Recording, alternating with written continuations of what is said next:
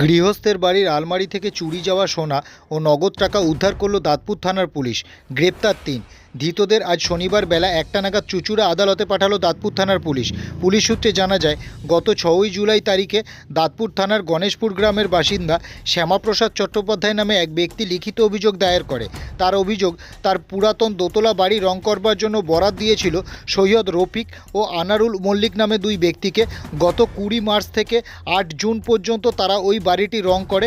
সেই সময় বাড়ির দোতলার ঘরে থাকা আলমারি থেকে প্রায় কয়েক ভরি সোনার গহনা এবং প্রায় ১ লক্ষ টাকা নগদ চুরি করে নেয় তারা।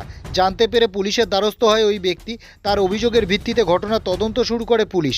তদন্ত করে রংমিস্ত্রি সৈয়দ রফিক ও আনারুল মল্লিককে গ্রেপ্তার করে পুলিশ। আনারুল দাঁতপুর থানার বাসিন্দা এবং রফিক ধনিয়াখালী থানার বাসিন্দা। ধৃতদের গ্রেপ্তার করে আদালতে পাঠিয়ে হেফাজতে নিয়ে তদন্ত করে পুলিশ জানতে পারে ধনিয়াখালীর আবির পাত্র নামে এক ব্যক্তি তাদের চুরি করা সোনা কিনেছে। ধনিয়াখালী থেকে আবির পাত্রকেও গ্রেপ্তার করে পুলিশ। ধৃতদের হেফাজতে নিয়ে ঘটনা তদন্ত করে ৫৩,৫০০ টাকা নগদ এবং ১৯ গ্রাম সোনা উদ্ধার করে পুলিশ। উদ্ধার হওয়া টাকা এবং সোনা বাজেয়াপ্ত করেছে পুলিশ। ধৃতদের আজ শনিবার বেলা ১টা নাগাদ চুঁচুড়া আদালতে পাঠালো দাঁতপুর থানার পুলিশ। ঘটনার আরও তদন্ত করছে পুলিশ।